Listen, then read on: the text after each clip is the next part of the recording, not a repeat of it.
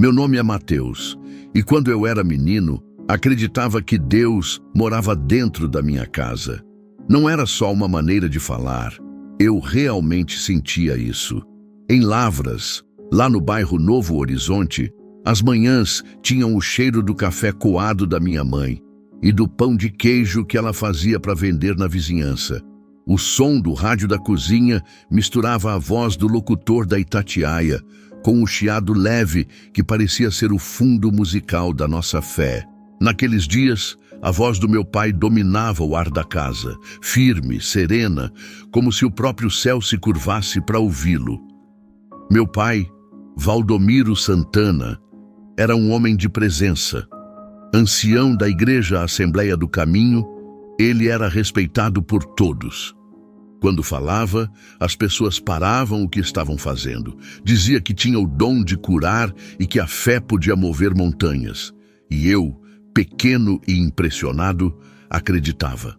Lembro das vezes em que ele passava a mão na cabeça das pessoas e elas choravam, dizendo que sentiam o poder de Deus.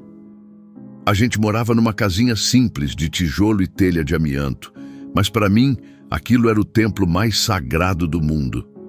Minha mãe, Dona Irene, era uma mulher de fé simples e coração bom. Costurava o dia inteiro enquanto cantarolava músicas antigas do Roberto Carlos e toda noite, antes de dormir, lia um salmo em voz alta. Ela dizia que era para manter a casa em paz. Eu dormia com aquele som na cabeça. A Bíblia se abrindo, as páginas farfalhando, o som do rádio baixinho. Naqueles tempos tudo parecia tranquilo. Só que, olhando para trás, eu percebo que a calmaria de Deus às vezes vem antes da tempestade. Nos domingos, nossa casa virava uma pequena igreja. As pessoas chegavam cedo, trazendo bolos, café e até cadeiras emprestadas. O pai pregava com tanto fervor que os vizinhos da rua de baixo conseguiam ouvir. E quando ele orava, algo no ar mudava. As janelas tremiam, o vento entrava pelas frestas e a gente jurava sentir o Espírito Santo passando ali. Eu me sentia orgulhoso. Afinal, aquele homem era o meu pai. Mas havia algo no olhar dele que, mesmo na infância, eu não conseguia entender. Às vezes, durante as orações, os olhos dele pareciam perder o foco, como se vissem algo além de todos nós. Eu tentava achar que era emoção, um toque divino, mas uma parte de mim, uma parte que eu ignorava, sentia um arrepio leve na nuca. Eu achava que todo homem que pregava sobre luz tinha luz dentro dele, que não existia sombra em quem falava o nome de Deus com tanta certeza. Só que ninguém me avisou que até a luz mais forte projeta sombra quando é intensa demais. E meu pai, ele brilhava tanto no altar que talvez eu tenha demorado para enxergar o escuro atrás dele. A nossa rua era tranquila, de terra batida e crianças brincando de bolinha de gude no fim da tarde. O som do caminhão do leite, as conversas das vizinhas na calçada e a voz de Fafá de Belém saindo de alguma janela compunham o cenário dos meus dias. A vida parecia simples, até que começaram as pequenas coisas, sutis, mas inquietantes. Coisas que na hora pareciam nada, mas hoje eu entendo como sinais. Certa noite, eu acordei com o barulho do rádio da sala ligando sozinho. A voz do locutor estava cortada, como se alguém estivesse mexendo na sintonia. Olhei o relógio na parede. Os ponteiros travados em 3 e 3, 3 horas e 3 minutos. Achei que era coincidência. Peguei a coberta, fechei os olhos e tentei dormir. Mas o chiado do rádio não parava.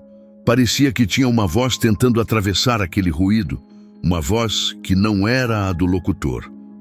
No outro dia, falei com minha mãe sobre isso. Ela sorriu de canto, como quem não quer preocupar. Disse que devia ser interferência da antena. Eu acreditei, porque era mais fácil acreditar. Afinal, em uma casa onde se falava tanto de Deus, o diabo não teria espaço. Era o que eu pensava, e eu pensava errado. Meu pai não comentou o assunto, só me olhou de um jeito estranho e perguntou se eu havia feito minha oração antes de dormir. Eu disse que sim, e ele sorriu, mas era um sorriso sem calor, desses que a gente sente mais medo do que conforto. À noite, o rádio ficou desligado, mas o silêncio parecia muito mais barulhento. Com o passar dos dias, comecei a notar que o pai ficava inquieto nas madrugadas. Às vezes eu ouvia passos leves pelo corredor, o ranger do portão se abrindo e o barulho de sapatos arrastando pela terra do quintal. Perguntei para minha mãe e ela disse que ele devia estar orando como sempre fazia, mas até as orações dele pareciam diferentes. Não se ouvia amém. Só murmúrios baixos, como se ele conversasse com alguém que não devia ser ouvido. Na escola, enquanto os outros meninos falavam de futebol e televisão, eu pensava nas madrugadas da minha casa. Me sentia estranho por duvidar de um homem que todo mundo chamava de servo de Deus. Às vezes, eu mesmo me sentia culpado, como se duvidar dele fosse duvidar da fé. Havia noites em que o vento soprava pelas frestas e trazia consigo um som distante, um tipo de lamento que eu não sabia se vinha do rádio, da rua ou da minha cabeça. Eu acordava suado, com a sensação de que alguém estava ali me observando. Olhava para a porta e jurava ver uma sombra parada, imóvel.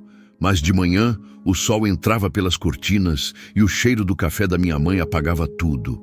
Era como se a luz empurrasse o medo para debaixo do tapete. E eu voltava a acreditar que tudo estava bem, que Deus continuava morando ali, conosco, até que o rádio ligou de novo, à mesma hora, o mesmo chiado, a mesma sensação. Eu era só um garoto, e minha mente tentava achar explicações simples para coisas que não tinham explicação. Achava que talvez o rádio estivesse com defeito ou que eu estivesse sonhando acordado. Mas no fundo eu já sabia que havia algo errado. Só não queria aceitar. O olhar do meu pai, a forma como ele começava a se isolar, o silêncio da minha mãe quando eu perguntava demais. Tudo estava me dizendo que a nossa casa não era mais a mesma. Mas o pior é que naquela idade, eu ainda acreditava que tudo o que vinha do meu pai era coisa de Deus. E quando a gente confunde fé com medo, o escuro aproveita para se esconder na fé. Eu nunca contei para ninguém, mas naquela semana eu comecei a ter o mesmo sonho todas as noites. No sonho, eu via o rádio ligado, a luz piscando e o som de alguém chamando meu nome. Eu tentava desligar, mas o botão não girava. E quando olhava para o relógio, sempre eram 3h03. Na última noite, antes de tudo mudar, eu acordei e encontrei o rádio desligado, mas o chiado ainda estava lá, ecoando dentro de mim. E pela primeira vez, senti que Deus estava calado demais. Os dias seguintes pareciam iguais na aparência, mas havia algo diferente no ar, como se o tempo tivesse começado a se mover mais devagar dentro daquela casa. Eu ainda era um garoto, mas já percebia que existia um silêncio novo rondando os cômodos. Um silêncio que nem o barulho da máquina de costura da minha mãe, nem o canto dos galos na vizinhança conseguiam disfarçar. E foi nesse silêncio que o primeiro sinal apareceu. Lembro bem da noite. Estava frio, o tipo de frio que fazia a gente dormir enrolado até a cabeça. Acordei com o som do portão abrindo, um rangido metálico que cortou o silêncio da madrugada.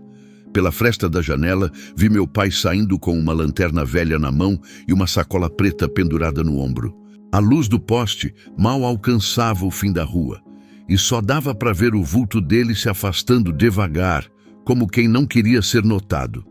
No dia seguinte, perguntei para onde ele tinha ido. Ele me olhou por alguns segundos, como se calculasse as palavras, e respondeu seco: fazer o que um homem de Deus precisa fazer. Fiquei sem entender, mas aprendi a não insistir.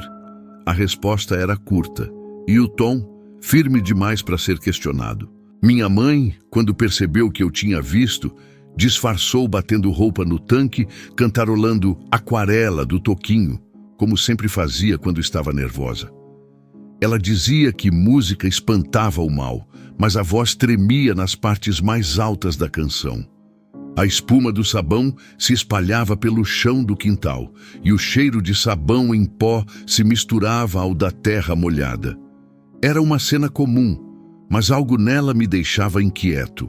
O olhar distante, a pressa em não falar sobre o assunto. As saídas do meu pai viraram rotina.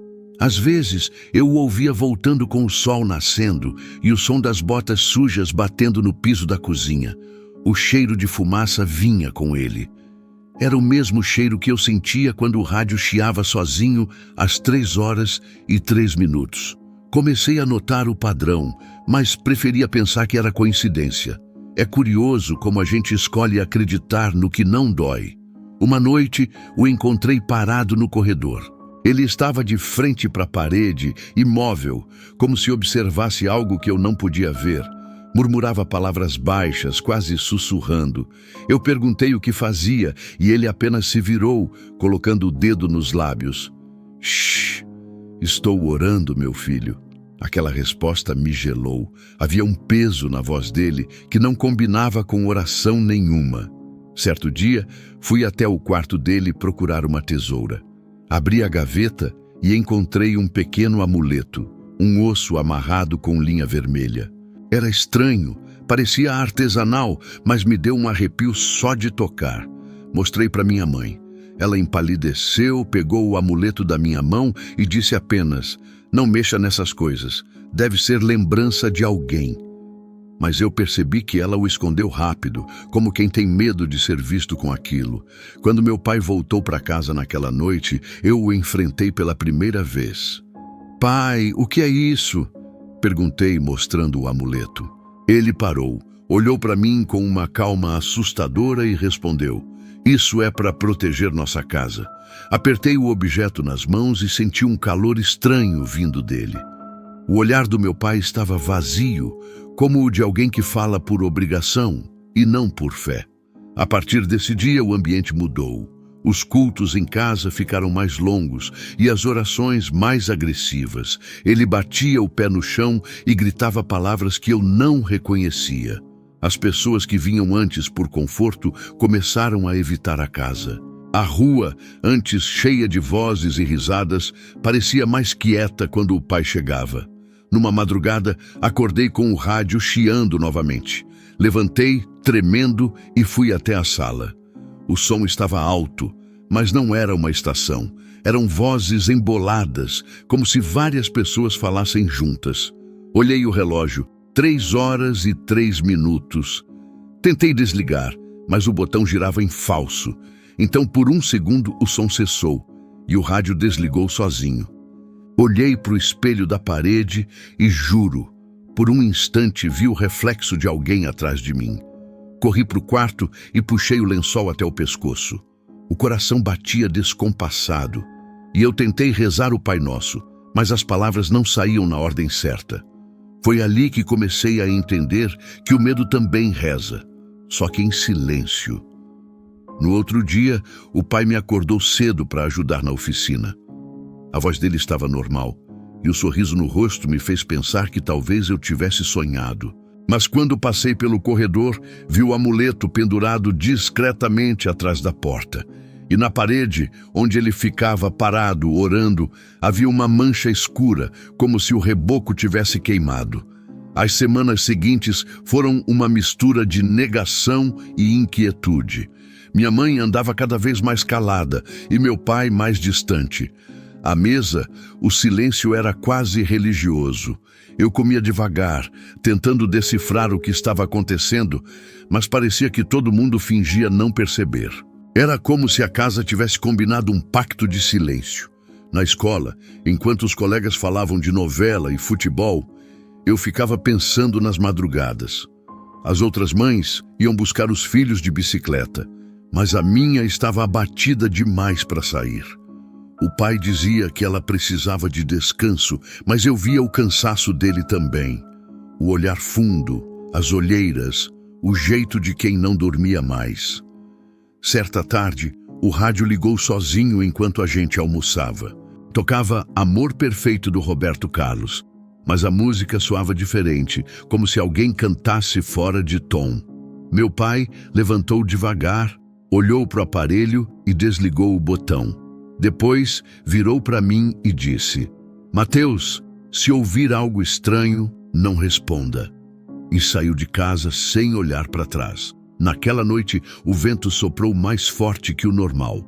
O portão batia e o cachorro do vizinho não parava de latir. Olhei para o relógio. 3:03. Fechei os olhos tentando dormir.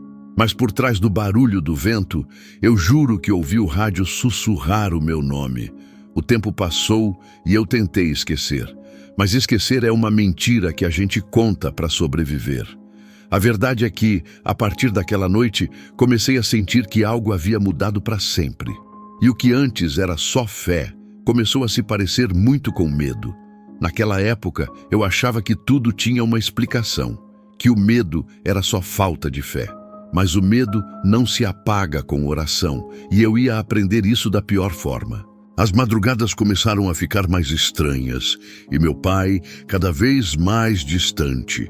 Ele ainda pregava com a mesma força na igreja, mas em casa parecia viver em outro mundo. Falava pouco, dormia menos e carregava no olhar algo que eu só entenderia muito tempo depois: culpa. Uma noite de sábado, lembro como se fosse agora, a chuva caía grossa, batendo no telhado com um som constante, quase hipnótico. Eu tentava dormir, mas o vento fazia as janelas tremerem. A Rádio Cultura de Lavras tocava um programa sertanejo antigo e entre uma música e outra dava para ouvir o estalar dos trovões. De repente, um som metálico veio do porão, parecia uma tampa de ferro sendo arrastada no chão. O coração disparou. Peguei a lanterna velha da gaveta e desci descalço, com medo até da respiração. O porão era frio e cheirava a mofo. A cada passo, a madeira do assoalho rangia como se me avisasse para voltar. A luz da lanterna tremia e por um instante pensei que era o vento, até ver a sombra do meu pai. Ele estava ajoelhado dentro de um círculo desenhado com um pó branco. À frente dele, uma vela preta derretia lentamente, espalhando um cheiro forte de querosene e enxofre. A Bíblia estava aberta, mas de cabeça para baixo, e ele murmurava palavras que não eram orações. Por um momento congelei. O som da chuva parecia distante.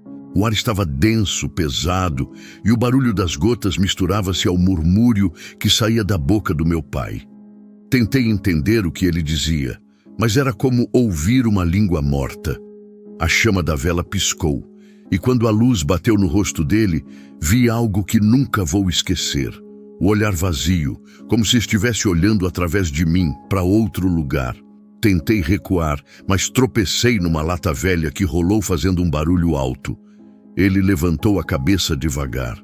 A vela balançou e projetou a sombra dele nas paredes. Mateus!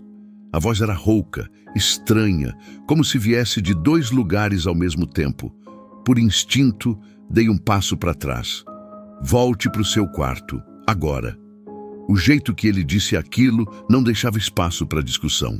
Subi as escadas correndo, o coração batendo como se fosse explodir. Fechei a porta do meu quarto e me enfiei debaixo do cobertor. Mas mesmo com os olhos fechados, eu via a cena. A vela, o círculo, a Bíblia virada. No outro dia, o sol entrou pelas frestas da cortina e por um instante achei que tinha sonhado. A luz do dia faz a gente duvidar do que viu no escuro. Minha mãe estava na cozinha, mexendo no café. "Dormiu bem, filho?" perguntou sem me olhar. "Acho que sim." Ela sorriu, mas as mãos tremiam. Senti que ela sabia, só não queria confirmar. Passei o dia tentando agir normal. Fui à oficina ajudar o pai a consertar um rádio velho de um vizinho. Ele parecia o mesmo de sempre, tranquilo, concentrado. Falava de política, de futebol, como se nada tivesse acontecido. E quanto mais normal ele parecia, mais medo eu sentia. Era como olhar para um espelho e não reconhecer o reflexo. Naquela noite, quando ele saiu para o culto, criei coragem. Esperei minha mãe dormir e desci novamente ao porão. A lanterna iluminava o chão e lá estava o círculo, apagado, mas ainda visível. No centro, um símbolo desenhado com carvão. Do lado, um copo quebrado e manchas escuras que pareciam sangue seco. Toquei com a ponta dos dedos. Era pegajoso e frio, muito frio. Ao lado da Bíblia, encontrei um pedaço de papel rasgado, com uma escrita tremida. 3 e 3. Ouça. Ele responde. Dobrei o papel e enfiei no bolso, o coração disparado. Saí de lá com a sensação de que tinha violado algo que não devia. Algo que não pertencia a este mundo. Naquela madrugada, o rádio ligou de novo, sozinho. O mesmo chiado. As mesmas vozes distorcidas. Olhei para o relógio. 3 e 3. Senti um arrepio subir pela espinha e pela primeira vez não tentei desligar. Fiquei ali, ouvindo. A voz falava pausado, num tom que parecia um sussurro arranhando o ar. E no meio daquele ruído, uma palavra se destacou. Mateus! Pulei da cama. O rádio apagou. O silêncio tomou conta da casa, mas lá fora ouvi o portão se abrindo. Olhei pela janela. Meu pai estava de volta. A lanterna acesa, a roupa suja de terra. Por um instante, ele olhou direto para mim e sorriu. Na manhã seguinte, fingi que nada tinha acontecido. A vida continuou, mas algo dentro de mim não. Passei a evitar o porão, a dormir com a luz acesa e a fingir que não ouvia os barulhos à noite. Mas quanto mais eu fingia, mais as coisas se intensificavam. O rádio ligava, o relógio travava, o vento entrava frio pelas frestas. Lembro de uma tarde em que um vizinho veio pedir oração. O pai atendeu, colocou a mão na cabeça do homem e orou com os olhos fechados. Quando o vizinho foi embora, parecia aliviado. Mas quando se virou para mim, meu pai ainda mantinha os olhos fechados, só que os lábios dele continuavam se mexendo. Passei a observá-lo como quem observa um estranho. Cada gesto, cada silêncio, cada olhar. Tudo nele parecia um papel sendo rasgado devagar. E mesmo sem entender direito, eu sabia que algo sagrado estava sendo profanado dentro daquela casa. Houve uma noite em que tentei contar para minha mãe. Ela estava sentada na beira da cama, com o terço nas mãos. Antes que eu falasse, ela levantou o olhar e disse: Filho, tem coisas que é melhor não ver e tem orações que é melhor não ouvir. Foi a primeira vez que percebi medo na voz dela. Depois daquela conversa, comecei a sentir que o porão me chamava. Às vezes, eu sonhava com ele. O círculo, a vela, a Bíblia virada. Sonhava com meu pai ajoelhado. E quando ele levantava o rosto, os olhos eram vermelhos como brasa. A partir dali, eu já não via meu pai da mesma forma. E a fé que antes me guiava começou a se tornar uma dúvida que me perseguia. O que ele fazia lá embaixo? O que significava aquele símbolo? E, principalmente, com quem ele estava falando? De manhã, meu pai era o homem mais admirado da cidade. De terno bege, Bíblia na mão e sorriso calmo, caminhava pelas ruas cumprimentando todos. Os vizinhos diziam que até o vento abaixava quando o irmão Valdomiro passava. Ele consertava bicicletas, fazia orações nas portas das casas, aconselhava casais em crise.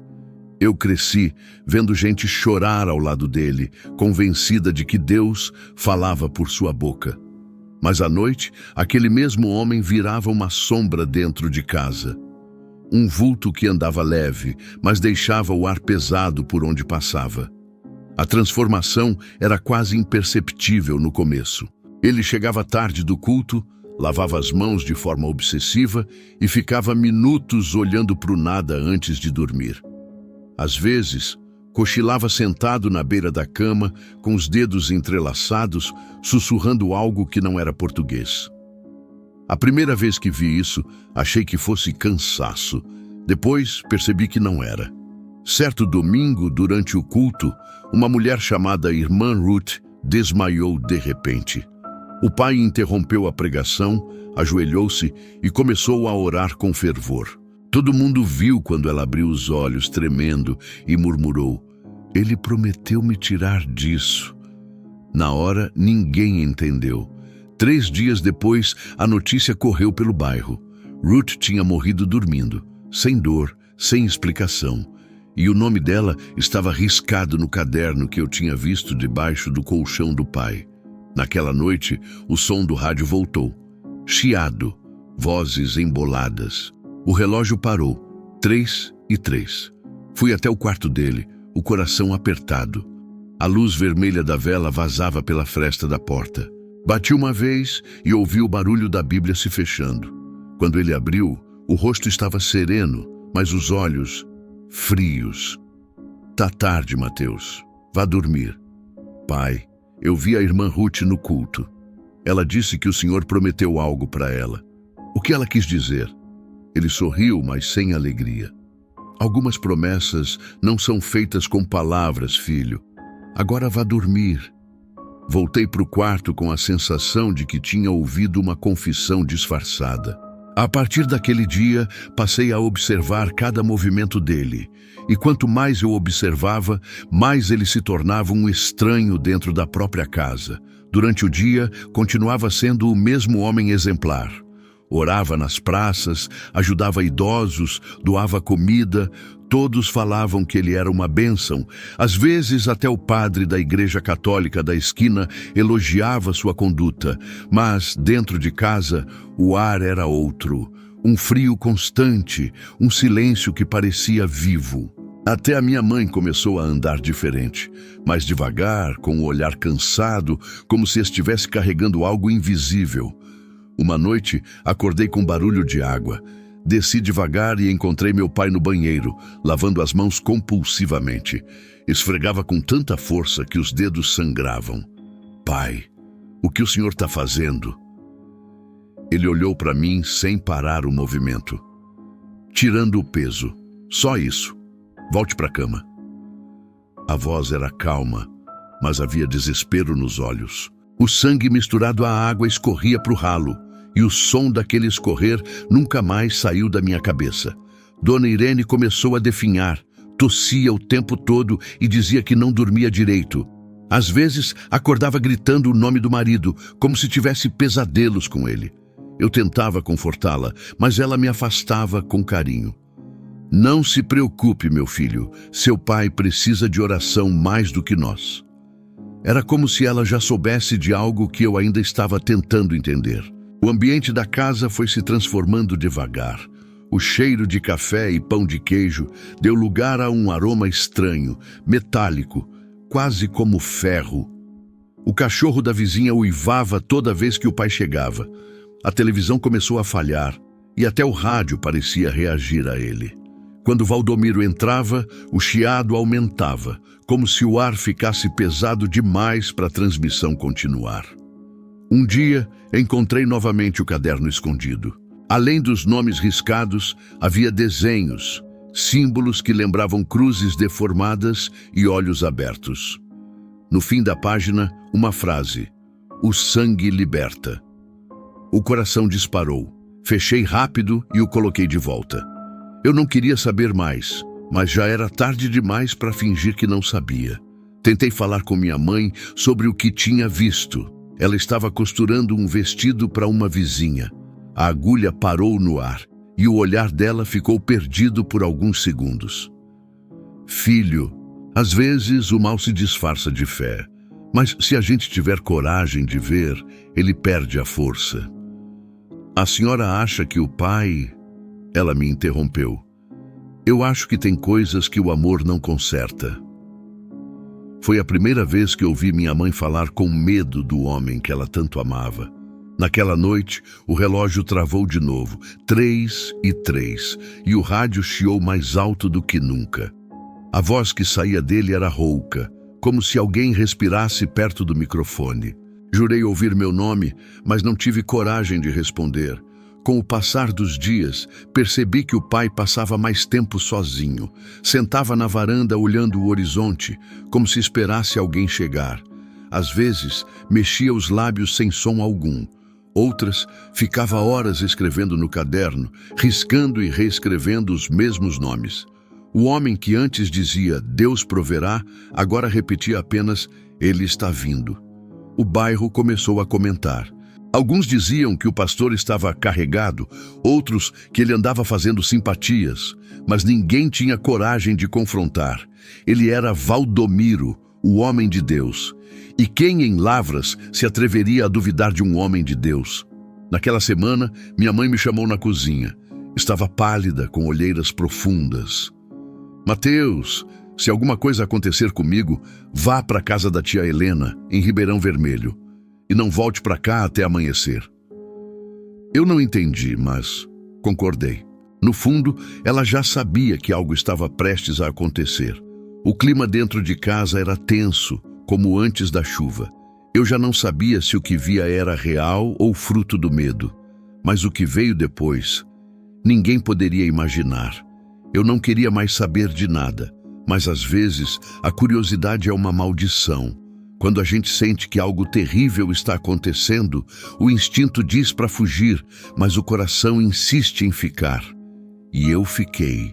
Depois da morte da irmã Ruth e do olhar vazio da minha mãe, eu passei a dormir pouco.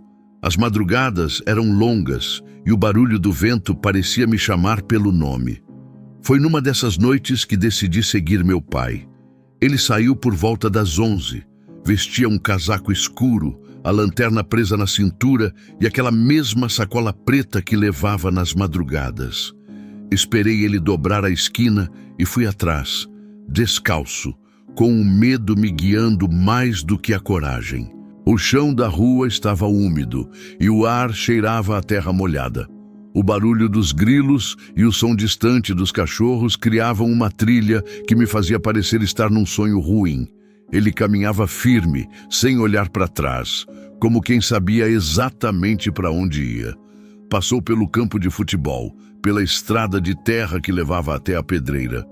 Ali, o vento era mais frio e o som da cidade desaparecia. Só se ouvia o farfalhar das árvores e, ao longe, um tambor batendo em ritmo lento. Meu coração acompanhava o compasso e eu sentia o chão vibrar a cada batida. Quando cheguei perto da pedreira, vi uma cena que até hoje me persegue. Havia pessoas reunidas em círculo, homens e mulheres com capuzes escuros, alguns segurando velas, outros instrumentos estranhos, sinos pequenos, tigelas com fumaça. No centro, meu pai. Estava de braços abertos, os olhos fechados, e murmurava palavras que o vento parecia repetir. O fogo das tochas balançava como se respirasse. Senti o cheiro de ferro, o mesmo cheiro que senti na casa, misturado com o de chuva e terra. Valdomiro levantou uma lâmina e passou sobre o braço, deixando o sangue pingar no chão. Eu quis gritar, mas não consegui. O som ficou preso na garganta. Ele parecia não sentir dor. A cada gota, os cânticos dos outros ficavam mais altos. Então, o fogo das tochas mudou de cor. Passou de amarelo para azul, e o ar ficou pesado, denso, quase sólido. A chama tremia, mas não apagava. Foi quando percebi que o chão vibrava. As pedras da pedreira tremiam, como se algo lá embaixo se mexesse. O vento soprou com força e as velas quase se apagaram. Meu pai ergueu o rosto para o céu e gritou algo que eu não conseguia entender. Um trovão estourou logo em seguida e a chuva começou de repente, grossa, gelada. As pessoas do círculo não se mexeram. Continuaram ali, imóveis, como se não sentissem o frio nem a água. Foi nesse momento que vi algo. Uma sombra, grande e disforme, atravessando as tochas. Não era humana. A luz do fogo parecia fugir dela. Eu juro que ouvi um som, uma voz rouca e grave, que não vinha de ninguém dali. Era como se o próprio vento falasse, dizendo palavras que soavam como risadas. O pai caiu de joelhos, os braços ainda erguidos. Alguém se aproximou e colocou uma mão sobre a cabeça dele. O toque era firme e, mesmo de longe, dava para ver a força com que ele tremia. Quando se levantou, parecia outro homem. O olhar, Antes cansado, agora era de quem tinha visto o que nenhum homem devia ver. Fiquei escondido atrás de uma moita, encharcado, observando tudo. Cada relâmpago iluminava o rosto dos encapuzados, e eu via que alguns deles eram da própria igreja. Reconheci um diácono, uma senhora que tocava violão nos cultos. Aquilo me gelou. Se eles estavam ali, o que mais era mentira? Quando o ritual terminou, as velas se apagaram sozinhas. Meu pai guardou a lâmina e limpou o braço com um pano branco que virou vermelho em segundos. As pessoas começaram a sair em silêncio, uma por uma, como se nada tivesse acontecido. Eu fiquei lá, escondido, tentando entender o que acabara de ver. Demorei para voltar para casa. A chuva continuava caindo e a cada passo eu sentia o peso daquilo crescer dentro de mim. Quando entrei pelo portão, o rádio da sala ligou sozinho, chiando. O ponteiro travado em 3 e 3. Subi as escadas devagar, sem coragem de olhar para o quarto do meu pai. Ele chegou minutos depois. Ouvi o barulho da porta, o tilintar das chaves e o som da torneira abrindo. Ficou um tempo lavando as mãos. De novo, como sempre. Eu me escondi atrás da porta do quarto e vi quando ele se ajoelhou no chão. As mãos tremiam e ele dizia baixinho: agora sim. Agora sim. Não dormi naquela noite. Fiquei deitado, ouvindo o vento passar pelas frestas da janela e o chiado do rádio que não parava mais. Pela primeira vez, eu senti medo não do que estava lá fora, mas do que morava dentro da minha própria casa. No dia seguinte, ele me chamou para tomar café. Estava diferente, calmo, sorridente demais. Disse que Deus o havia visitado, que algo grande estava para acontecer, que a igreja iria crescer, e eu só conseguia pensar na pedreira, nas velas azuis e no sangue misturado à chuva. Enquanto ele falava, o relógio na parede parou. 3 e 3. E no rádio, o chiado deu lugar a uma voz que dizia algo quase inaudível, mas que eu ouvi com clareza. Ele prometeu. Foi ali que entendi que o que meu pai buscava não era fé, era poder. E poder nunca vem de graça. Depois daquela noite na pedreira, a nossa casa nunca mais foi a mesma. O ar ficou pesado, como se as paredes tivessem aprendido a respirar. Havia um silêncio diferente, quase vivo, que acompanhava cada passo que a gente dava. Até o cheiro do lugar mudou. O aroma de pão de queijo e café fresco, que antes me fazia acordar sorrindo, agora tinha sido substituído por um cheiro metálico, frio, quase como o de ferro. E o mais estranho, ninguém falava sobre isso. Era como se a gente tivesse feito um pacto de silêncio sem perceber. Minha mãe foi a primeira a mudar. Dona Irene, que antes vivia cantarolando Roberto Carlos e Toquinho, agora passava os dias quieta, o rosto pálido, os olhos fundos. Começou a tossir, uma tosse seca que não passava com remédio nenhum. O médico da cidade dizia que era coisa de pulmão, mas ela mesma sabia que era outra coisa. Às vezes, eu acordava de madrugada e ouvia ela rezando baixinho, pedindo para Deus fechar a porta que o marido abriu. Meu pai agia como se nada tivesse acontecido. Acordava cedo, punha o terno, lia a Bíblia e ia pregar. Mas havia algo diferente nele, um brilho estranho nos olhos, como se tivesse ganhado uma energia nova, perigosa. As pessoas diziam que ele estava cheio do Espírito Santo. Eu sabia que não era bem isso. O problema é que, quando a cidade inteira acha que você é santo, quem vai acreditar no próprio filho? Foi nessa época que o rádio começou a agir sozinho. Às 3 e 3, sem falhar, sempre o mesmo horário. Às vezes, ele ligava tocando uma música fora de tom. Outras, apenas chiava. Mas em algumas noites, eu ouvia palavras, sussurros, risadas abafadas. E o pior, parecia que a voz vinha de dentro da parede, não do aparelho. Uma madrugada, acordei com o som da vinheta da rádio Itatiaia. A gente se ouve em todo lugar. Mas a voz estava distorcida, arranhada, como se alguém imitasse o locutor. Fui até a sala e o rádio desligou sozinho. Olhei para o relógio. 3 e 3. O ponteiro tremia, mas não se movia, e o cheiro de enxofre tomou conta da casa. Corri para o quarto da minha mãe. Ela estava acordada, suando, os olhos fixos no teto. Mãe? Ela virou o rosto lentamente e sussurrou quase sem voz. Ele abriu a porta, filho, e agora nada mais vai fechar. Toquei a mão dela. Estava gelada. Um vento frio atravessou o quarto, apagando a vela que ela tinha deixado acesa no criado mudo. No dia seguinte, o pão de queijo que ela tinha assado amanheceu embolorado, como se tivesse ficado semanas ali. A água do filtro começou a sair amarelada, com gosto amargo. O cachorro da vizinha latia sem parar, olhando para o nosso portão, e a casa por dentro parecia encolher um pouco a cada dia. Eu tentei manter a rotina. Acordava cedo, ia para a escola, voltava e ajudava meu pai na oficina. Fingir normalidade era mais fácil do que aceitar a verdade. Às vezes, enquanto ele mexia num rádio quebrado, eu o via falando sozinho, os lábios se movendo sem som. E quando me olhava, eu sentia que não era mais ele quem me via. Era outra coisa, algo por trás dos olhos dele. Minha mãe foi piorando, parou de comer, de costurar, de sair do quarto. A vizinhança começou a comentar que ela estava tomada pelo desgosto. Alguns até diziam que era castigo por ela ter duvidado da fé do marido. Eu sabia que não era isso. Era o contrário. Ela estava pagando o preço por ter acreditado demais. Um dia, cheguei da escola e encontrei o pai sentado na cozinha, olhando fixo para um copo d'água.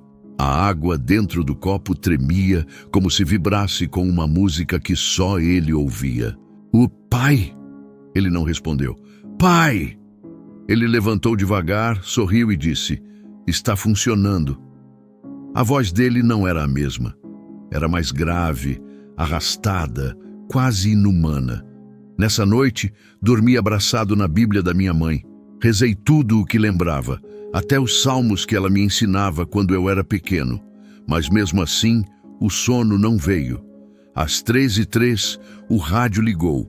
E dessa vez, não era voz. Era o som de passos. Passos que vinham do corredor.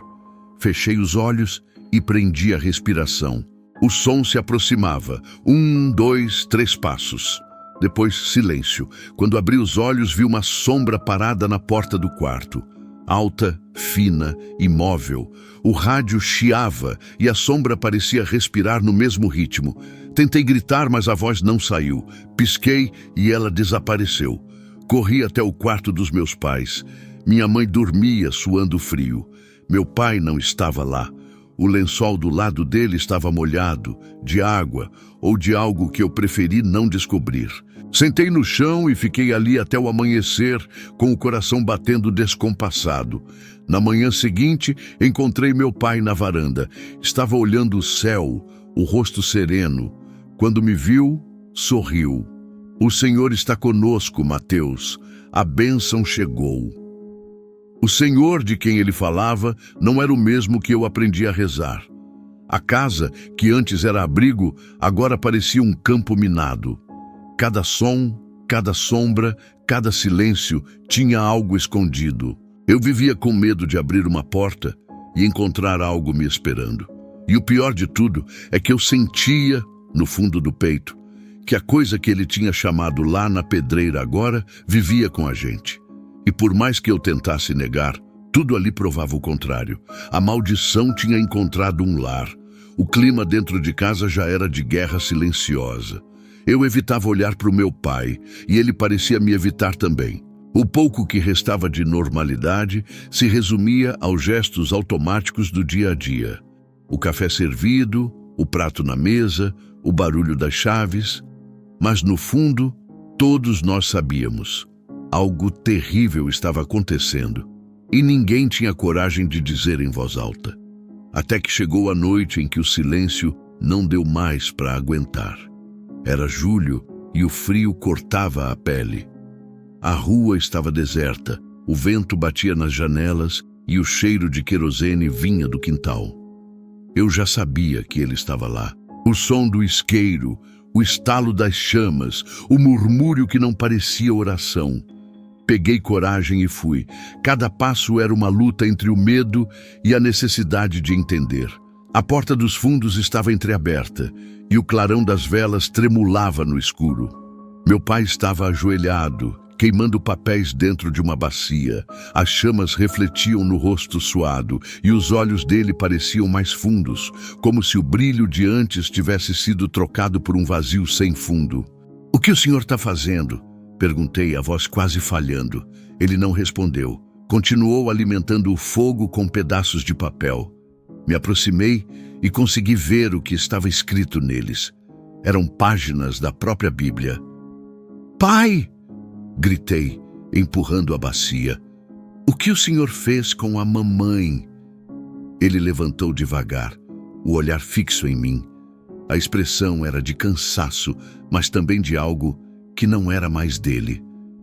"Eu quis proteger vocês, mas o preço foi alto demais."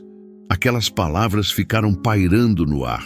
O vento soprou forte, apagando as velas, e a escuridão cobriu tudo. Só se ouvia o barulho do fogo morrendo e o som do meu coração batendo. Quando a luz do lampião balançou de volta, eu vi algo que nunca esqueci. O rosto dele não era mais o mesmo. O semblante mudava como se dois rostos se sobrepusessem.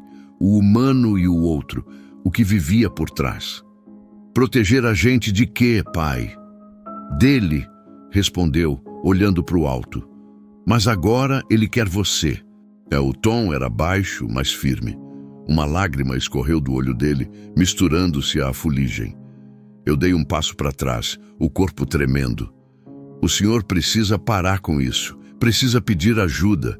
Ele riu, uma risada seca, rouca, que não parecia dele. "Ajuda? Quem você acha que me deu tudo o que eu pedi, Mateus? Quem acha que encheu essa casa de fé, de poder, de respeito?" A voz dele ecoava no quintal. As janelas vibravam e eu sentia o chão pulsar sob os pés. Ele olhou para mim com um misto de dor e raiva. "Você não entende. Foi por vocês. Eu dei o que ele queria para salvar vocês." "E o que ele queria, pai?" Ele fechou os olhos. "Tudo." O vento soprou outra vez e a chama das velas se acendeu sozinha. Foi então que percebi o sangue nas mãos dele. As palmas estavam cortadas, como se tivesse segurado algo afiado. Ele se ajoelhou de novo, chorando, repetindo frases sem sentido. O som era metade choro, metade lamento. Me aproximei, ajoelhei ao lado e segurei os ombros dele. "Pai, me ouve. A mamãe está morrendo. Isso não é Deus. Isso é outra coisa." Ele ergueu o rosto devagar e os olhos estavam pretos, pretos como carvão. "Deus não me escuta mais, filho." Ele virou o rosto. Senti um arrepio profundo. Recuar parecia o certo, mas algo em mim dizia que, se eu deixasse ele ali, tudo acabaria de vez. O vento começou a rodar pelo quintal, levantando a cinza e espalhando o cheiro de queimado. O fogo da bacia apagou de repente, e o silêncio foi tão pesado que parecia gritar.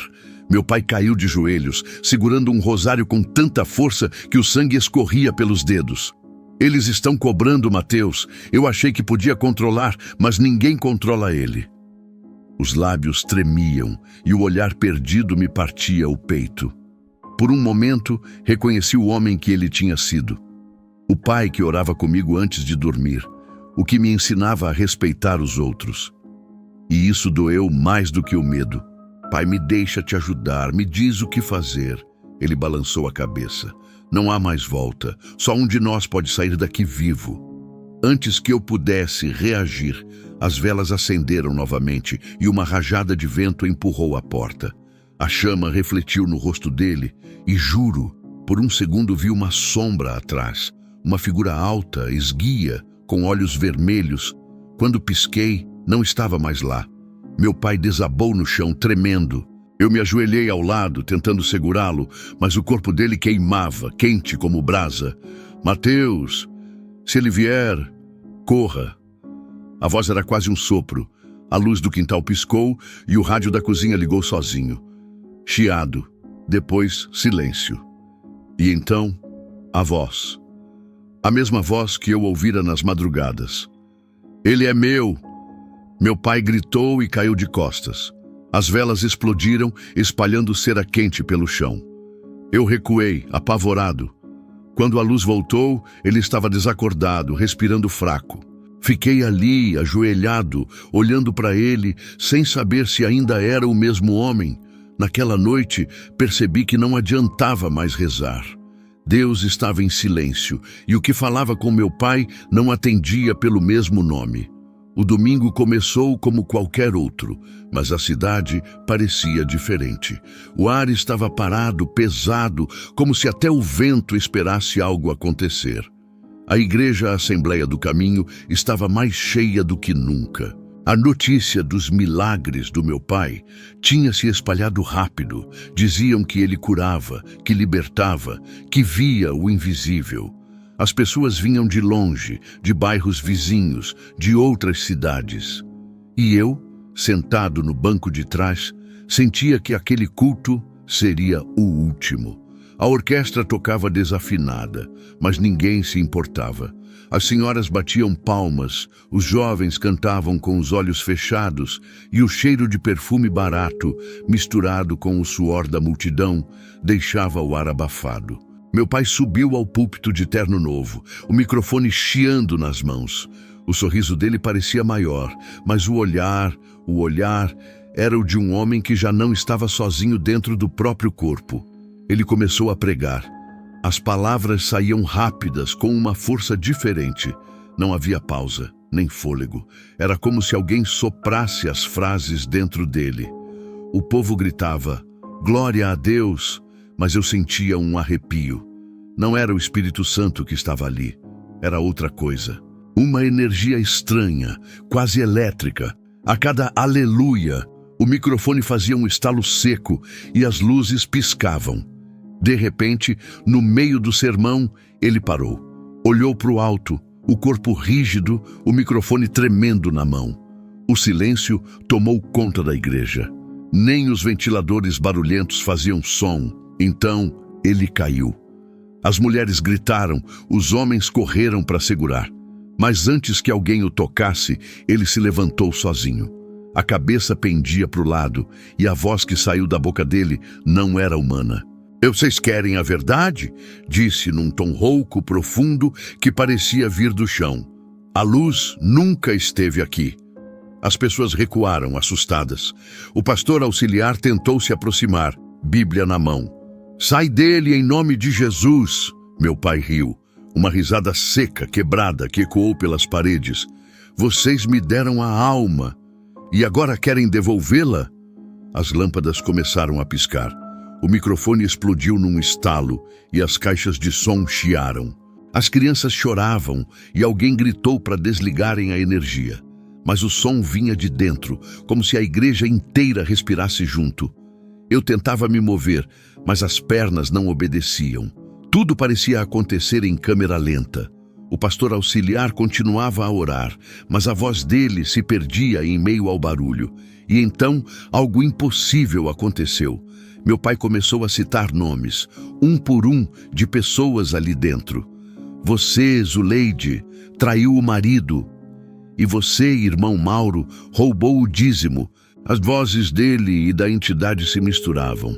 Ele falava com duas bocas. As palavras saíam sobrepostas como eco.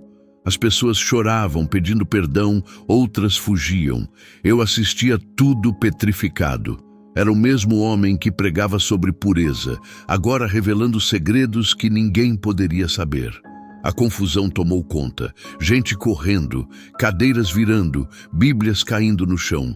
O som do vidro das janelas se estilhaçando se misturava aos gritos. E no meio daquilo tudo ele ria, não o riso do meu pai, mas de algo que usava a voz dele. Então as luzes se apagaram, escuridão total. Por alguns segundos, só o som das respirações e dos choros. E aí veio o cheiro.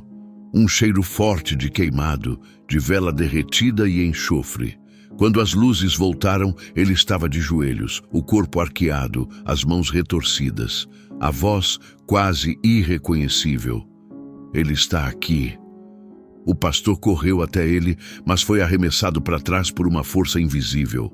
Bateu na parede com violência e desmaiou. As pessoas começaram a sair, empurrando umas às outras. A histeria tomou conta. Alguém gritava: "É o fim dos tempos!" Fiquei parado, sem conseguir respirar. O olhar dele me encontrou no meio da multidão. Mesmo tomado, ele ainda sabia quem eu era. "Mateus!" chamou entre dentes. "Você me perdoa?" O coração apertou. Dei um passo à frente, mas o chão tremia.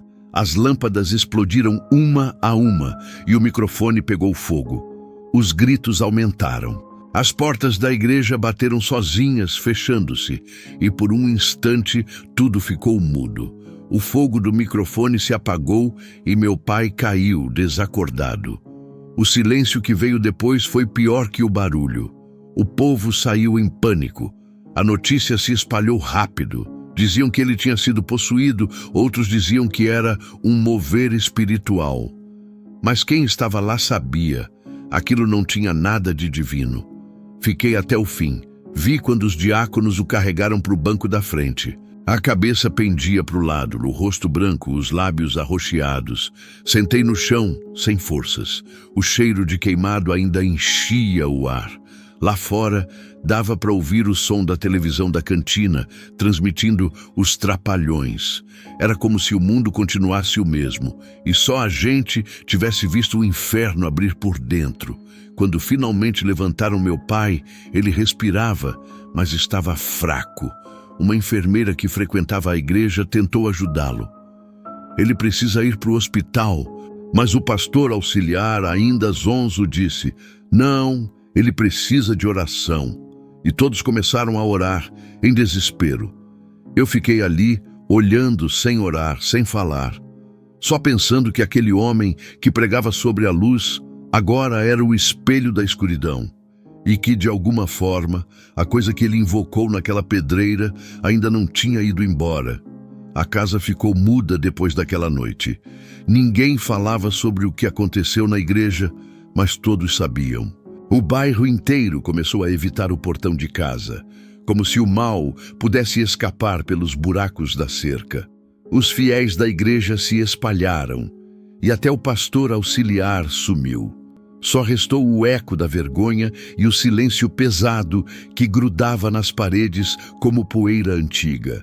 Meu pai passou os dias seguintes trancado no quarto. A porta, que antes vivia aberta, agora parecia um portal para outro mundo. Às vezes eu o ouvia rezando, outras vezes rindo sozinho. O som da risada era o que mais me assustava. Não tinha alegria, só desespero. Minha mãe, fraca, mal saía da cama. Eu fazia o possível para cuidar dela, mas a tosse piorava a cada noite.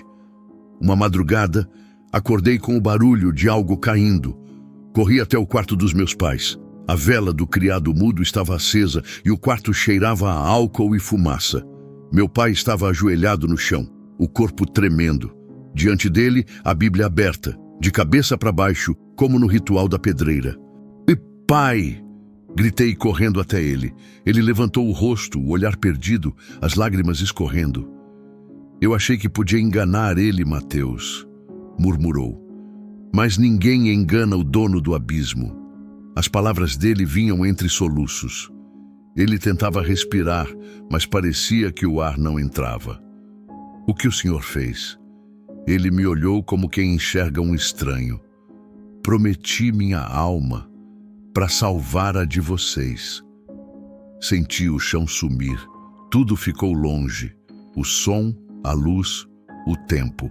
Só restou o peso daquelas palavras ecoando na minha cabeça. Corri para buscar ajuda, mas quando voltei, ele estava imóvel, os olhos abertos, o corpo rígido. Achei que tivesse morrido, mas de repente ele abriu a boca e um som horrendo saiu dali. Um grito que não parecia humano, um misto de dor e raiva. As janelas tremeram, o rádio ligou sozinho e o relógio travou. 3:03. A luz piscou e eu vi algo. Um vulto escuro, alto, atrás dele, como uma sombra viva. Não tinha rosto, só olhos vermelhos. O ar ficou denso, o cheiro de enxofre tomou conta do quarto. Tentei puxar meu pai, mas o corpo dele queimava. A pele estava quente como ferro em brasa. Gritei por minha mãe, mas ela não respondeu. O rádio chiava, e no meio do chiado uma voz falava baixo: "O que foi prometido será cobrado." Aquela frase ecoou como sentença. Meu pai caiu para frente e o corpo bateu no chão com um som seco. Silêncio. Só o chiado permanecia. Ajoelhei ao lado dele, tremendo. O rosto dele parecia tranquilo, mas os olhos ainda estavam abertos. Por um instante, jurei ver um reflexo de mim mesmo neles. Só que meu reflexo sorria. Fechei os olhos dele com as mãos e, nesse momento, o rádio desligou. O amanhecer trouxe um frio diferente. A vizinhança começou a se aproximar, curiosa. Um dos diáconos veio ajudar a carregar o corpo. Diziam que foi um mal súbito, que Deus o havia levado. Eu sabia a verdade, mas não consegui dizer. Quem acreditaria num filho que diz que o pai, o ancião da igreja, tinha feito um pacto com o inferno? O enterro foi rápido. O céu estava cinza e o cheiro de terra molhada misturava-se ao do incenso da missa. Dona Irene chorava baixo e eu só olhava para o caixão descendo. Cada pá de terra soava como uma batida de tambor. Quando o último punhado caiu, senti uma brisa gelada passar pelo meu pescoço. Olhei para o céu. 3 urubus rodavam em círculo. Nos dias que seguiram, nada voltou ao normal. O rádio continuava ligando sozinho, sempre no mesmo horário. Às vezes eu ouvia a voz do meu pai nele, frases soltas, orações incompletas, risadas que terminavam em choro. Dormir virou um castigo. Cada estalo da casa me fazia pular da cama. Minha mãe piorou e foi levada para a casa da tia Helena. Antes de ir, me chamou no quarto. "Filho, o mal nunca entra sem ser convidado, mas uma vez que entra, é difícil mandar embora." Eu quis prometer que ia consertar tudo, mas não consegui mentir para ela. Naquela noite, fiquei sozinho em casa. Sentei na sala, o rádio em cima da mesa e fiquei olhando para o relógio. Quando os ponteiros marcaram 3:03, o chiado começou. Peguei o microfone e falei com a voz trêmula: "Pai, o senhor está aí?" Por um segundo, o silêncio. Depois, uma respiração. "Mateus", a voz dele, fraca, distante, mas dele. "Saia dessa casa." O som foi engolido por um ruído alto, como vento passando por dentro de um túnel. O rádio explodiu em faíscas e a luz apagou. Corri para fora, sem olhar para trás. A rua estava vazia e o céu coberto de nuvens. A brisa cheirava a chuva e a ferrugem. Olhei para a janela do quarto onde ele morreu. Lá dentro, uma sombra se movia. Eu entendi ali o que significava o preço de um pacto. Às vezes, o diabo não leva quem vendeu a alma. Ele leva quem ficou para lembrar. Faz muitos anos desde aquela noite. O tempo passou, mas nem tudo envelhece. Há memórias que continuam vivas, como se tivessem acontecido ontem. Hoje eu moro em Linhares, no Espírito Santo. Sou pregador de rua, desses que falam nas praças, debaixo do sol, com uma Bíblia gasta e um microfone emprestado. Não faço isso por orgulho, nem para convencer ninguém. Faço porque, de algum jeito, ainda estou tentando entender o que vivi. O povo me chama de Irmão Mateus, mas poucos sabem o que esse nome carrega. Quando subo num caixote e começo a falar, alguns escutam, outros zombam. Já me acostumei. O que eles não sabem é que cada palavra minha carrega o peso de um lar que se perdeu, de um pai que acreditou em algo que não devia, e de uma fé que foi testada até o limite. Na maioria das noites, depois que termino de pregar, fico na pensão onde moro, ouvindo rádio. É engraçado. Mesmo depois de tudo, eu ainda gosto do som do chiado. Me lembra minha mãe. Ela dizia que o chiado era o suspiro dos anjos. Às vezes penso que ela estava certa. Outras que estava tentando se convencer disso. A cada madrugada, às 3:03, o rádio liga sozinho. Já troquei o aparelho várias vezes, já mudei de quarto, de bairro, até de cidade. Sempre acontece. O chiado começa e junto com ele vem uma sensação antiga, aquele frio na nuca, o peso no ar. Mas agora eu não corro mais, fico sentado, ouvindo. Há noites em que o chiado vira voz, e quando isso acontece, eu fecho os olhos. Mateus, ela diz, a voz é dele, do meu pai. Eu não respondo, só escuto. Às vezes ele murmura uma oração, às vezes chora, outras só o silêncio responde. E eu aprendi que o silêncio, às vezes, é a única forma de perdão que resta. Certa vez, me convidaram para falar numa rádio local, a Gazeta AM. Queriam que eu contasse minha história. Fiquei em dúvida, mas aceitei. Sentei diante do microfone e pela primeira vez falei tudo, do início ao fim. Contei sobre a fé, a pedreira, os gritos, o rádio, o pacto. Contei sem raiva, mas com verdade. Moxum, nem todo homem de fé serve à luz, disse eu com a voz trêmula. E nem toda escuridão vem de onde a gente pensa. Do outro lado da linha, o apresentador ficou em silêncio. Depois, agradeceu e encerrou o programa. Saí da emissora com a sensação de ter deixado um peso ali dentro. Mas o alívio durou pouco. Naquela madrugada, o rádio do quarto ligou sozinho. 3 e 3. O chiado, a mesma frequência. Só que dessa vez, algo diferente aconteceu.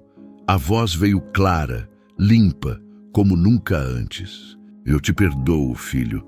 Fiquei paralisado. O som era baixo, mas nítido. O mesmo timbre, o mesmo tom. Pai, sussurrei. Nada. O chiado voltou, depois silêncio. Peguei a velha Bíblia dele, aquela que ficou comigo todos esses anos. Estava gasta, as páginas amareladas. Quando abri, encontrei uma folha dobrada colada pelo tempo. Dentro, um pedaço de papel com uma única frase escrita à mão. Se ele vier, feche os olhos e ore. Senti o corpo arrepiar. As lágrimas vieram antes que eu percebesse. A vela da mesa apagou sozinha e o vento soprou pela janela. Fiquei ali, no escuro, com o coração batendo forte. Pela primeira vez, não senti medo. Entendi que nem tudo que o mal toca precisa acabar em destruição. Às vezes, o mal só quer ser lembrado, para que a gente não volte a chamá-lo. E naquela noite, pela primeira vez, eu falei em voz alta, eu te perdoo, pai. O chiado cessou. O relógio marcou 3 e 4. E o silêncio que ficou não era de terror, mas de descanso. Hoje, quando prego nas praças, falo sobre o perigo de brincar com o invisível. Digo que o diabo não aparece com chifres e rabo. Ele vem com promessas, com poder, com elogios. E quando percebe, você já o deixou sentar à mesa. Alguns me chamam de fanático, outros de mentiroso. Mas há sempre alguém que fica até o fim, olhando em silêncio, com o olhar de quem reconhece algo no que eu digo.